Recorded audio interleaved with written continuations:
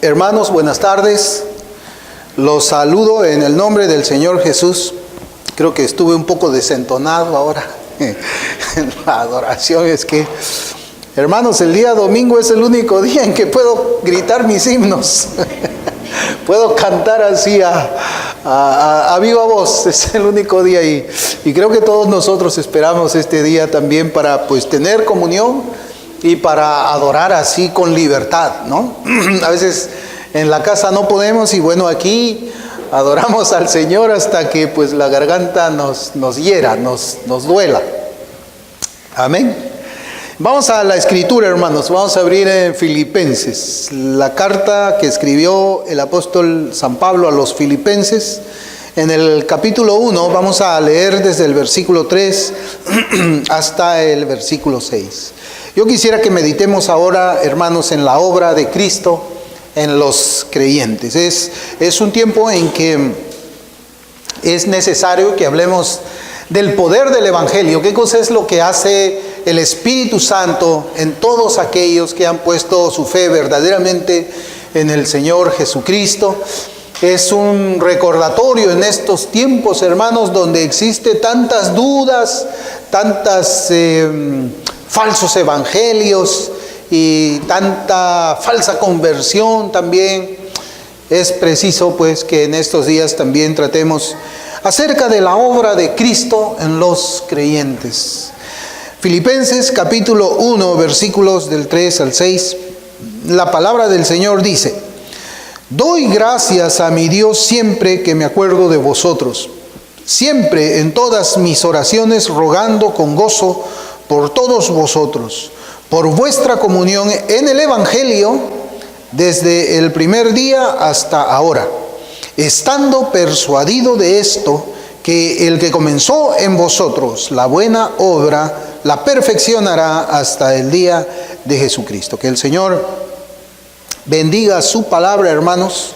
Y estos versículos de las Sagradas Escrituras nos hablan de grandes cambios. Eso es lo que habla la palabra del Señor. Nos habla de grandes cambios que acontecen en la vida de aquellos que han sido llamados por el Señor de una manera salvífica, y aunque no hay otro llamamiento que haga el Señor Jesucristo sino para vida, estamos viviendo en los días en que esto debe ser aclarado también en esta predicación.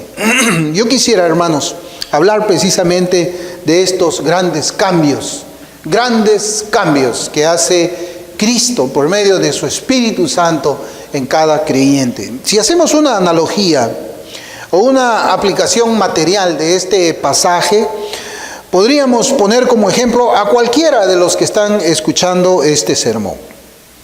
Y yo quisiera que veamos estos grandes cambios precisamente poniéndonos a nosotros mismos como un ejemplo, como una analogía. Hubo un día en que nuestras madres nos alumbraron, nos dieron a luz, a todos nosotros. Es posible que hayamos tenido diferentes tallas, diferentes pesos, pero todos nacimos aquí de un tamaño definido, ¿no? Y también con un peso definido. A partir de ese día en que hemos nacido nosotros, han sucedido grandes cambios. Y esa evolución se debe considerar en una transformación, miren cómo los voy a decir, de menos a más. O sea, ninguno que nació con 3,5 kilos hoy día pesa 2. Ninguno que nació con una talla de 50 centímetros hoy día mide 20. No, esos grandes cambios han sido de menos a más. Hoy día tenemos más peso que cuando nacimos. Hoy día tenemos más talla que cuando nacimos. Hoy día tenemos más conocimiento que cuando nacimos. Hoy tenemos más fuerza que cuando nacimos. Hoy tenemos más resistencia que cuando nacimos. Y así en muchos aspectos físicos, en muchos aspectos intelectuales tenemos más de que cuando nacimos. De la misma manera, hermanos, podemos decir que si un ser humano no nace, entonces no podría experimentar estos cambios progresivos de menos a más. Y yo no quiero hablar de un alumbramiento donde la criatura nace muerta. Evidentemente que cuando nace muerta no hay ningún cambio. Si lo miden o lo pesan, no va a haber ninguna variación. Pero esa analogía de nacer muerto no se puede aplicar a lo espiritual. El que nace de lo alto no nace muerto. El que nace de Cristo no nace muerto. El que nace de Cristo nace vivo, vivo en el Espíritu. Y todo aquel que nace de Dios, pues es perfeccionado de menos a más durante su peregrinaje aquí en la tierra. Es decir, alguna vez nosotros fuimos bebés y luego fuimos niños. Y después que fuimos niños, fuimos adolescentes. Después de adolescentes fuimos jóvenes, luego fuimos maduros, algunos somos ya ancianos, luego viene la muerte y cada cual se va a su propio lugar. Unos a la condenación eterna y otros al gozo eterno. Esa es la experiencia, hermanos, de cualquier ser humano natural que nace. La porción de las Escrituras que hemos leído nos habla a nosotros precisamente de esos cambios, esas transformaciones, y le llama una buena obra, así es como lo llama. Y en primer lugar, hermanos, debemos decir que esta es una obra que es real, una obra que es verdadera. Es decir, no se trata de asuntos que están relacionados con cosas que no se puedan ver, ni se pueden oír, ni se pueden tocar. O sea, así, hermanos, como hemos experimentado nosotros esa evolución, y esa evolución la podemos ver. Usted cuando se para en un espejo, usted se recuerda cómo ha evolucionado de niño a más grande. Algunas veces hemos marcado en algún lugar de nuestra casa nuestra talla. ¿Cómo es que hemos venido creciendo? Cuando teníamos 1 año, cuando teníamos 5 años y ahora que tenemos la edad que tenemos. Es decir, así como en lo material, hermano, hermana, usted puede ver esos cambios en lo espiritual también. No estamos hablando aquí de cosas que no se pueden tocar. No estamos hablando aquí de cosas que no podemos ver. No estamos hablando aquí de cosas que no podemos escuchar. Esta obra es real. La obra de Dios es verdad, es genuina. Y podemos hacer nuevamente una analogía, hermanos, considerando la joyería, por ejemplo. La joyería. ¿Qué se necesita para que podamos decir de una pieza de joyería en oro que es una buena obra? ¿Alguna vez usted ha ido a una joyería? Tal vez sí. Y ha comenzado a ver en la vitrina y uno se queda asombrado y dice, wow, cuánta belleza vemos en esta pieza de joyería. Pues bueno, la pregunta es, ¿qué se necesita para que uno pueda ver esa belleza o se haga una buena obra en joyería? Bueno, sin lugar a dudas deben ser consideradas 2 cosas. Primero, la calidad del oro o del metal con que se va a trabajar, y otra, la habilidad del joyero. Sin estos 2 elementos no es posible conseguir una buena pieza de joyería en oro o en metal. No se puede esperar una buena obra cuando no hay un buen material y cuando no hay un buen o habilidoso orfebre. Supongamos que el joyero tiene una reputación como un gran artesano, que es un hombre muy habilidoso para trabajar los metales, pero el material es uno que no tiene valor. Es un latón oxidado, feo, horrible, viejo. Podemos pensar que será suficiente la habilidad del orfebre para que con ese metal despreciable se pueda tener una buena obra en joyería. Yo creo que no, absolutamente no. Pero también pensemos ahora, por otro lado, que hay un oro muy puro, un oro que es 99.9, le llaman la ley del oro, así le llaman aquellos que trabajan con ese metal. ¿Cuánto es la ley del oro? La ley de este oro es 99, o sea, se habla de una pureza tremenda. Muy bien, tenemos un oro muy puro, pero el joyero no tiene ninguna experiencia como orfebre. ¿Podemos pensar que uniendo a estos 2 podemos tener una buena joyería? Tampoco. Se necesita un buen material y se necesita un buen orfebre, un hombre con habilidad para trabajar los metales. Y yo creo, hermanos, que no cabe ninguna duda acerca de quién es el que hace la buena obra en nuestro pasaje que hemos leído. Y aquí las Escrituras nos hablan del Señor. Es Cristo. Es el Redentor quien hace la buena obra. Y tampoco nos debe caber la menor duda acerca de quién es el material. ¿Quién es el material que va a trabajar el orfebre santo? Es el redimido. El redimido va a trabajar con sus manos agujeradas. Él es el que comienza la buena obra en el creyente, en el redimido, y Él es el que la va a terminar, dice la Escritura. Dios perfecciona a los redimidos. Dios perfecciona a los redimidos. Los redimidos son los que van a mostrar un cambio de menor a mayor. De menor a mayor. Van a crecer en la gracia. Van a experimentar madurez. Van a experimentar solidez en la fe. Eso es lo que la Escritura nos enseña. Por eso es que yo ponía esa analogía primero. Un niño va creciendo, se va haciendo más fuerte, tiene más sabiduría, tiene más conocimiento, más músculos, más fuerza, y es evidente que se hace fuerte. Bueno, en el cristiano sucede lo mismo, pero el cristiano es ese material y es Dios quien lo va perfeccionando. El profesante falso, y escuche bien, el profesante falso tiene no un crecimiento, sino un decrecimiento. El creyente va de menos a más, el profesante falso va de menos a menos, a menos y a menos. Aquel que hace una profesión mentirosa de su fe en Cristo, nosotros los vamos a ver así. Está así, pero conforme pasa, más pequeño. Conforme pasa, está más abajo, y conforme pasa, va declinando más. La Escritura lo enseña así, en 2 de Pedro, capítulo 2, versículos 20 al 22. Segunda de Pedro 2, capítulo 2, versículos 20 al 22. Dice: ciertamente, si habiéndose ellos escapado de las contaminaciones del mundo por el conocimiento del Señor y Salvador Jesucristo, enredándose otra vez en ellas, son vencidos. Mire cómo dice: su postrer estado, o sea, su último estado, viene a ser peor que el primero. Ahí está el descenso, el descenso, el descenso.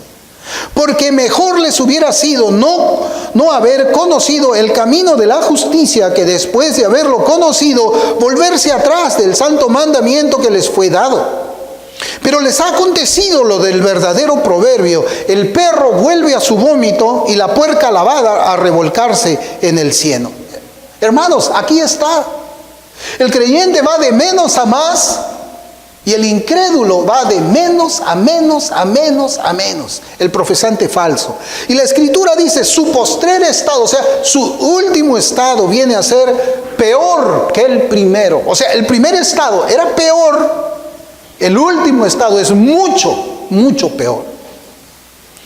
Esto es lo opuesto a perfección. Lo que le sucede a un profesante falso de la fe, porque estamos hablando de profesantes falsos en este pasaje. No estamos hablando de alguien del mundo. Aquí habla de alguien, Pedro está hablando de alguien que tuvo conocimiento del Evangelio, comenzó mal y terminó mucho peor. Esto es opuesto a la perfección de que habla nuestro pasaje en Filipenses, donde se habla pues de un creyente que se perfecciona. Segunda de Pedro habla de falsos hermanos, habla de apóstatas, habla de aquellos que retroceden. No hay mejoría en sus vidas. ¿Cuál es la obra que Dios nos habla en este pasaje de Filipenses que hemos leído? Primero, hermanos, aquí se nos habla de la obra interna de la gracia del Señor en el corazón de aquel que ha sido perdonado y justificado. Nuestro pasaje nos dice: el que comenzó mire cómo dice, no dice sobre vosotros, sino dice: el que comenzó en vosotros la buena obra. Es decir, la obra de la gracia de Cristo en el pecador es buena desde el inicio y es buena hasta el final. Es una obra buena, y es una obra buena porque Dios es el autor de ella. Es una obra buena porque Dios es quien va haciendo la obra y Dios es bueno. El pecador, y seamos honestos, el pecador puede hacer en su vida algunos ajustes de mejoramiento moral. Sí, eso puede hacer un pecador. Puede abandonar la borrachera, puede abandonar el adulterio y la fornicación, puede abandonar el hablar sucio, palabras sucias, puede abandonar, pero esa es una obra de él. Esa es una obra de él, no es una obra de Dios. Por eso es que tenemos que tener discernimiento en esta parte. No necesariamente alguien que está abandonando los vicios, abandonando tanto pecado, es la obra de Dios. A veces es la obra del mismo pecador, un mejoramiento moral. Puede parecer una buena obra, pero ¿a los ojos de quién? ¿A los ojos de quién es una buena obra que un hombre abandone la borrachera? ¿A los ojos de quién? A los ojos del hombre, a los ojos de él mismo, a los ojos de los moralistas, de los conservadores. Pero para Dios, ¿qué cosa es esa buena obra? Es un trapo de inmundicia. Es un trapo de inmundicia. Isaías 64:6 dice: si bien todos nosotros somos como suciedad y todas nuestras justicias, o sea, está hablando de la justicia de nosotros, no de la justicia de Dios, todas nuestras justicias como trapo de inmundicia, y caímos todos nosotros como la hoja, y nuestras maldades nos llevaron como viento. Como ya lo hemos dicho, Dios no obra usando al hombre en su estado de pecado. Eso hay que entenderlo. Dios no obra usando ese material en estado de pecado, o estando en un estado de inconverso, o estando en un estado de impiedad. No. Partiendo de ese estado, ninguna obra podría llamarse como buena a los ojos de Dios. Por eso es que dice 2 de Corintios 5:17: de modo que si alguno está en Cristo, nueva criatura es, las cosas viejas pasaron, he aquí, todas son hechas nuevas. Tiene que haber una obra nueva, tiene que haber un nuevo hombre. Tiene que haber un hombre que se ha quitado esas vestiduras del mundo y se ha puesto vestidura santa. De lo contrario, no puede comenzar, no puede haber allí una buena obra. Un profesante falso puede hacer cambios en su vida externa, pero no tiene el poder, y escuche bien, para cambiar su propio corazón. De eso se trata el Evangelio. No es solamente cambiar lo externo, es principalmente cambiar lo interno, el corazón. Algunas veces es difícil que un tercero haga la distinción entre lo real y lo falso, entre aquel creyente verdadero y aquel que es un profesante falso. Pero solamente Dios y el hipócrita que finge de cristiano conocen el verdadero estado del alma de aquel. Es una obra interna. El Señor comienza cambiando el corazón. Y esa operación de cambiar el corazón no es irreversible. No puede cambiar. No puedes volver a tener el corazón de piedra cuando Dios ya te puso el corazón de carne. No puedes tener un corazón malo después que Dios te puso un corazón bueno. No, hermanos. No es que me aparté de los caminos. Eso es mentira. No puedes apartarte de los caminos, porque ese corazón te lo va a impedir. Porque ese corazón es un corazón obediente. Porque ese corazón es un corazón sumiso a Dios. Porque ese corazón es un corazón que sigue a su Señor. No puede haber retroceso de ninguna manera. No puede haber momentos en que tú andas en santidad y después andas en inmundicia, porque no te da un corazón doblez. No te da un corazón donde la mitad es de piedra y la otra mitad es de carne. No. Ezequiel 36, versículos 26-27 nos habla de esta obra interna. Dice: os daré corazón nuevo y pondré espíritu nuevo dentro de vosotros, y quitaré de vuestra carne el corazón de piedra y os daré un corazón de carne. Y pondré dentro de vosotros mi espíritu y haré que andéis en mis estatutos y guardéis mis preceptos y los pongáis por obra. Hermanos, la buena obra de Dios comienza con arrepentimiento. Un corazón de carne es un corazón que se arrepiente verdaderamente. Un corazón regenerado es un corazón que se arrepiente porque está convencido que ha pecado contra un Dios que es santo, un Dios que es justo, y por ello su alma se encuentra en un estado de condenación eterna, estando su conciencia abrumada por la condena. La conciencia está abrumada porque ha transgredido la ley de Dios y no hay paz en él. No hay paz en él porque entiende que ha transgredido la ley de Dios y que la condenación, la espada, está sobre su cuello. La convicción de pecado, hermanos, es algo que va más allá de un reconocer intelectual de que Dios es santo. Sí, va mucho más allá, y que todos nosotros somos pecadores, va más allá de eso. Hay que decir esto en estos días de mucho conocimiento, pero escasa piedad genuina. A veces cuando yo he preguntado, ¿cuál es tu testimonio de conversión? Conocí las doctrinas de la gracia y me impactaron. Eso no es un testimonio de conversión. Entendí la obra sustitutoria que hizo Cristo en la cruz y fue impresionante. Hermanos, eso no es un testimonio de conversión. No, sí, yo supe que era pecador y fui a Cristo. Eso no es un testimonio de conversión. No lo es. Un ejemplo de convicción de pecado lo vemos en la vida del rey David. Y yo voy a citar dos pasajes que están en el capítulo 12 de Segunda de Samuel, por si usted quiere marcarlo. Yo le decía, la obra de convicción de pecado nosotros la encontramos en el rey David. En el versículo 7 del capítulo 12 de Segunda de Samuel, mire cómo dice la escritura. Entonces dijo Natán a David: tú eres aquel hombre. ¿Entendemos cuál es el contexto? El contexto es que Natán ha sido enviado por Dios para hacerle ver a David el pecado de haber tomado a la mujer de Urías y asesinado a Urías. Entonces, después que él le cuenta la parábola y David reacciona condenando la actitud de aquel que había quitado esa ovejita, Natán le dice: tú eres ese hombre. El versículo 13, mire cómo dice: entonces dijo David a Natán: pequé contra Jehová. Hermano, ¿usted cree que eso es la convicción de pecado nada más? Son miles de millares quienes se quedan en ese punto. Se quedan en ese punto. Dicen: sí, todos somos pecadores. Sí, pues he pecado contra Dios. Todos, miles de millares, piensan que eso significa la convicción de pecado. Y como dicen: bueno, esa es la convicción de pecado, entonces ahora significa que yo soy creyente. Mientras mantienen ese corazón de piedra, los tales no pasan por la verdadera experiencia de David y de los santos del Señor.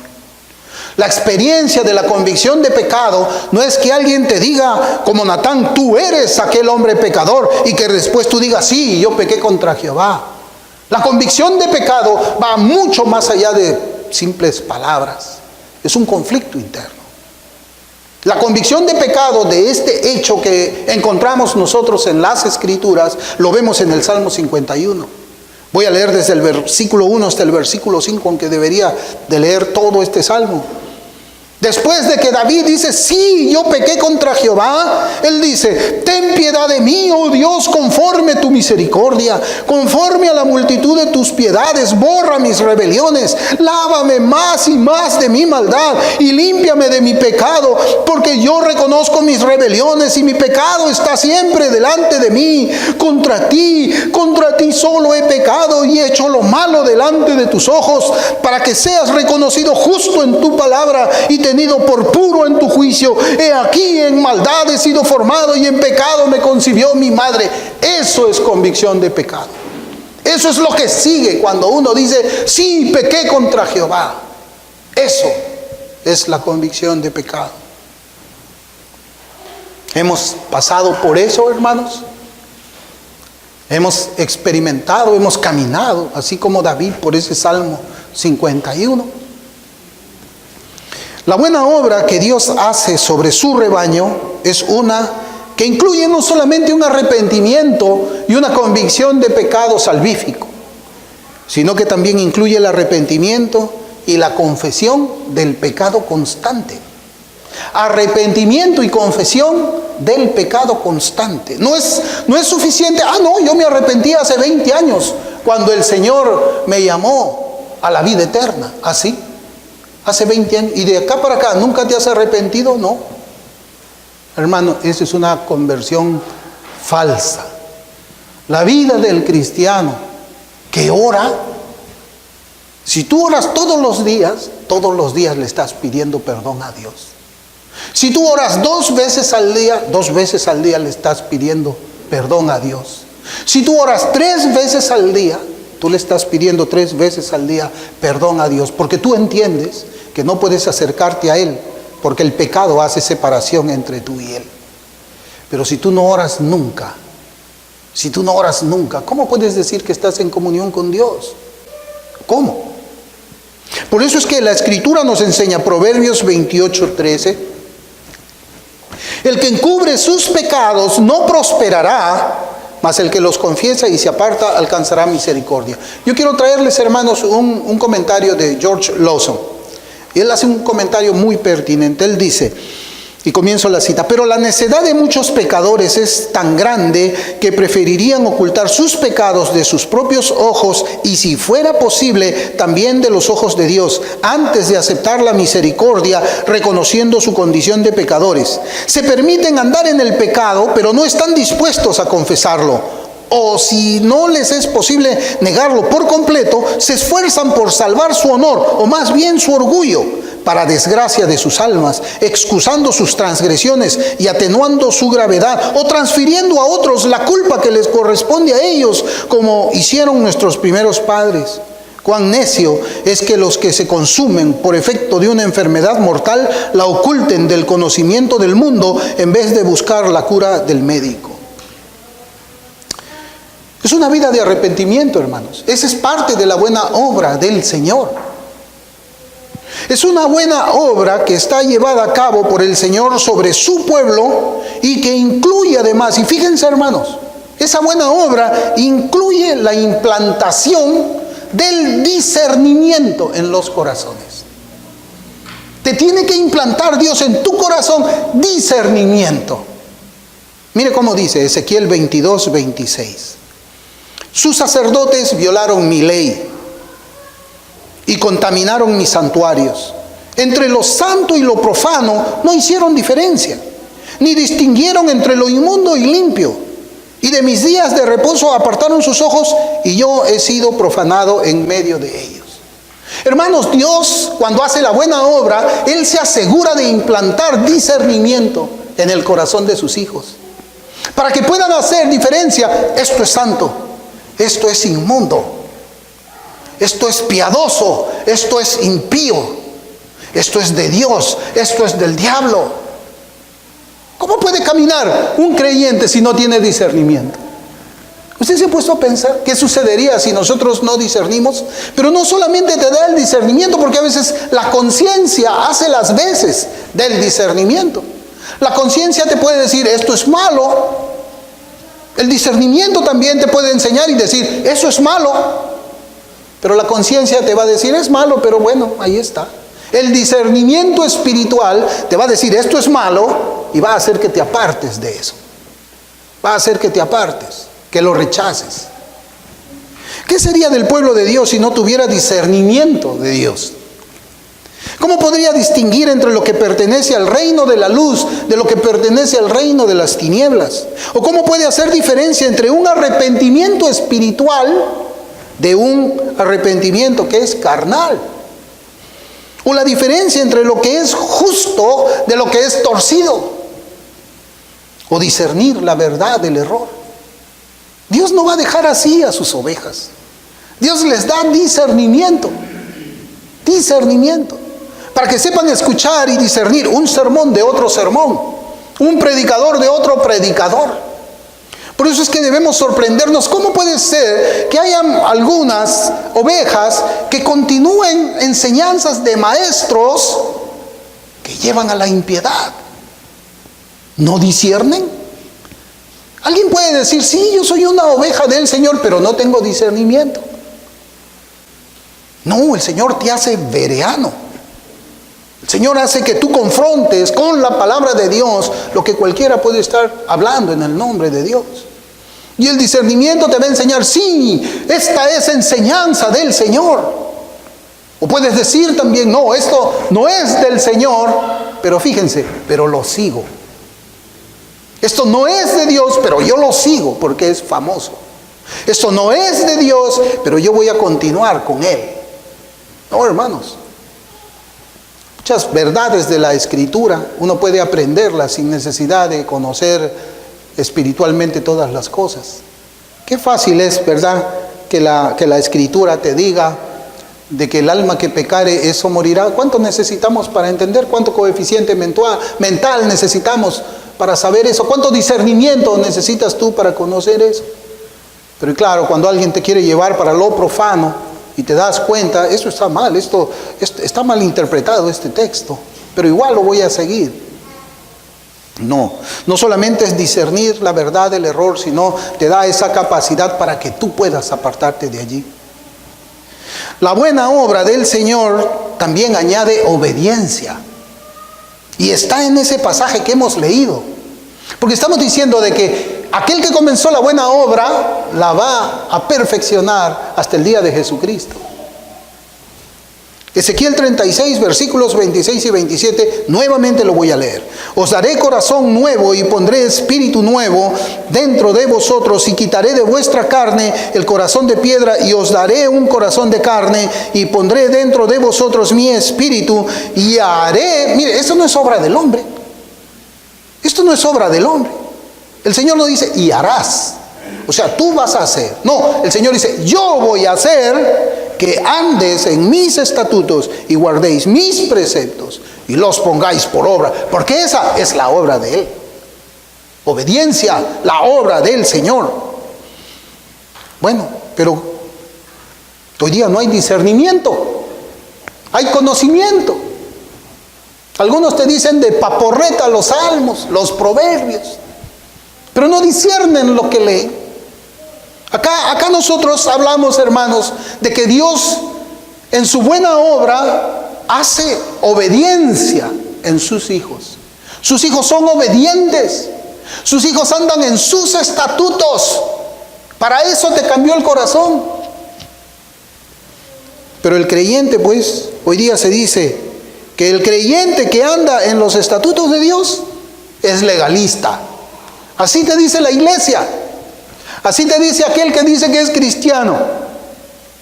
Este versículo dice que Dios obra todo eso, ¿verdad? Él va a hacer que tú andes en sus mandamientos. ¿Qué andes? ¿Que los pises? ¿Que estés encima? ¿Que pongas el decálogo en el piso y camines encima? No está hablando de eso. Está hablando de cumplimiento, obediencia. Pero hoy día, a los famosos teólogos, pues muchos son teólogos, yo pienso que están emborrachados de teología. Y ellos te dicen, no, pues, si tú andas en los estatutos de Dios, eres legalista. Si andas en los preceptos del Señor, eres un fariseo. Si pones por obra los mandamientos de Dios, eres un fanático sectario. Claro, no tienen discernimiento. No tienen discernimiento porque su corazón es de piedra. Tienen conocimiento, pero nada de piedad. Hermanos, nosotros vivimos en tiempos donde dentro de la iglesia se ama también las tinieblas y se aborrece la luz. Sí, se aman las tinieblas. Ese es el estado de la iglesia, de la falsa iglesia de hoy día. Por eso al que es obediente te tratan de esa manera. Destruyen tu nombre porque eres obediente. Destruyen tu reputación porque andas en los caminos del Señor. Destruyen tu vida, porque dice la Escritura que si tú amas al Señor, tienes que hacerlo por medio de una obediencia. Si me amáis, guardad mis mandamientos. Pues tú por demostrar tu amor a Cristo de esa manera, sufres persecución, porque cuando tú le amas, vives en piedad. Hermanos, la obediencia es la marca de la obra de Dios en los corazones de su pueblo. Dice, el que comenzó la buena obra. Estamos viendo otro ingrediente que el Señor hace en esa buena obra. Él pone obediencia a su pueblo. Cuando Cristo nos regenera, cuando Él nos trae a la vida espiritual, el diablo pues ha hecho creer que la obediencia es solamente un accesorio. Mire cómo lo voy a decir. El diablo ha hecho creer que la obediencia es solamente un accesorio, que no es necesaria para el caminar cristiano y más bien es la marca de los enemigos del Evangelio de la gracia. Sí, cuando tú eres obediente, eres enemigo del Evangelio de la gracia. Porque ellos dicen, la obediencia es obra. La gracia no demanda obra. Porque por la ley ninguno es justificado. Entonces, cuando tú andas en la ley, eres hasta apóstata, te dicen. El mundo está de cabeza. El mundo está de cabeza. Hoy se dice, pues, que la obediencia es añadir obras a la gracia. Y por lo tanto, es otro evangelio. Es tremendo. Cuando tú predicas obediencia, estás predicando otro evangelio. Y muchos dicen amén. ¿Quién te dice amén? El que lo ves emborrachándose por ahí. Y después en la iglesia. Al que lo ves levantando falsos testimonios por ahí. Y después lo ves pasando la cena del Señor.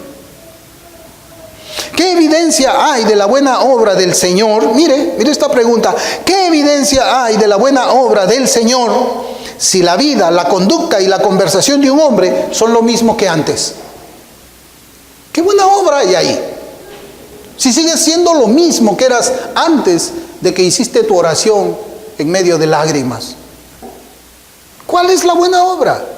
Por eso yo les dije al principio, se ve, se escucha, se toca lo que es la obra del Señor. ¿Qué poder tiene el Evangelio si no puede transformar vidas nuevas con principios y conductas nuevas? ¿De qué poder hablamos? Hermanos, el primer acto de obediencia que Dios demanda de los suyos es la separación. Ese es el primer acto de obediencia que Dios demanda al regenerado. Sin embargo, hoy día hablar de esto es sectario. No, mire, 2 de Corintios, capítulo 6, versículos del 14 al 18, dice, no os unáis en yugo desigual con los incrédulos, porque ¿qué compañerismo tiene la justicia con la injusticia? ¿Y qué comunión la luz con las tinieblas? ¿Y qué concordia Cristo con Belial? ¿O qué parte el creyente con el incrédulo? ¿Y qué acuerdo hay entre el templo de Dios y los ídolos? Porque vosotros sois el templo del Dios viviente, como Dios dijo, habitaré y andaré entre ellos y seré su Dios, y ellos serán mi pueblo. Por lo cual, salid de en medio de ellos y apartaos, dice el Señor, y no toquéis lo inmundo. ¿Y qué? Y yo os recibiré. Y seré para vosotros por Padre, y vosotros me seréis hijos e hijas, dice el Señor Todopoderoso. El evangelicalismo de nuestros días proclama salvación sin romper el yugo con los incrédulos, manteniendo el compañerismo con la injusticia, manteniendo comunión con las tinieblas, guardando concordia con Belial, teniendo parte con los incrédulos. Los cristianos de hoy no se separan del mundo, ni de los mundanos, ni del pecado que ellos practican y promueven. Pero dicen que son hijos de Dios. Dicen que aunque están en concordia con el pecado, con Belial, con las tinieblas, Dios los ha recibido por hijos. Mentira, mentira. Es la mentira del diablo que está dentro de muchas iglesias. La Biblia dice que nadie puede resistir el poder de aquel que comienza la obra, de aquel que continúa la obra y de aquel que termina la obra. ¿Estamos de acuerdo? ¿Alguien puede resistir? Para mí es muy gracioso escuchar a un hombre en quien no se ven las marcas de la gracia hablar de la soberanía y la omnipotencia de Dios. Él te lo cuenta, te lo dice de una manera verdadera, pero en su vida no ves nada de eso.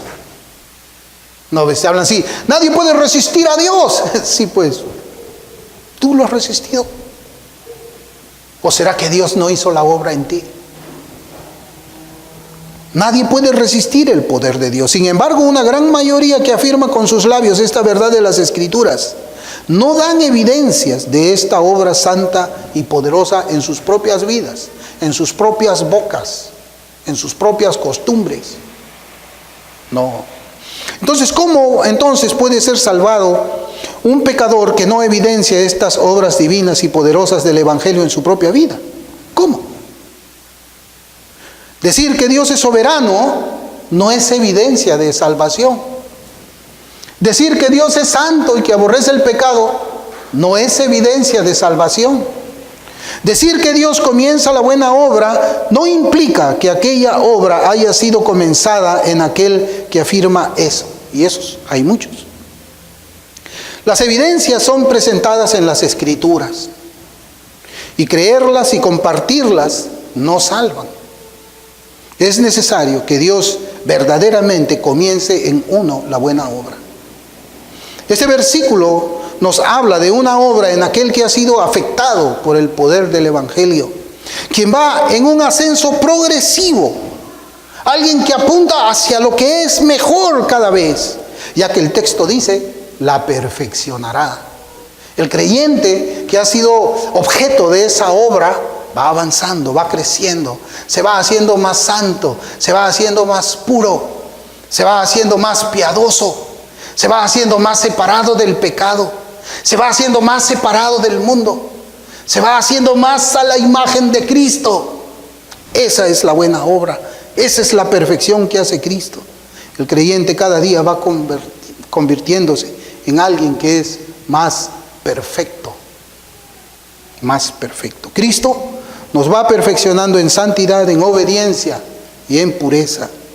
Esta obra de perfección, hermanos, es la señal de haber recibido la obra inicial, de haber recibido el cambio de corazón, de haber recibido la nueva vida, de haber recibido la regeneración. Y esto es verificable en tu corazón, a tus ojos y a los ojos de los demás. El que comenzó la buena obra, la perfeccionará hasta el día de Jesucristo. ¿Ha comenzado el Señor esa buena obra en ti? ¿Tú ves estas marcas en tu propia vida? ¿La ves? Debes preocuparte si es que no la ves. Debes estar preocupado. Quizás has escuchado un evangelio diferente. Quizás estás escuchando a algunos que te dicen, no, pues está bien, si sabes de teología ya la hiciste, vas al cielo. Pero si no tienes estas marcas en tu vida, créeme que no hay ninguna obra en ti. Al contrario, tal vez estás yendo como habla Pedro también, que tu estado cada vez va siendo peor, porque la religión falsa, la religión que es solamente intelectual, endurece el corazón, te endurece contra el pecado, porque pones tu esperanza en la teología y no en el Señor de la gloria. Pero hay esperanza, hay esperanza. Debes arrepentirte y pedirle a Dios que te salve. No solamente te quedes diciendo, sí, pues soy pecador como lo hizo David. Tienes que ir al Salmo 51 en tu propia vida. Tienes que pasar por esa experiencia para que después puedas decir verdaderamente que el Señor ha comenzado la buena obra en ti y te aseguro, la va a ir perfeccionando hasta el día de Jesucristo, hasta el día en que tú mueras o hasta el día en que Él venga, lo que suceda primero. Vamos a orar.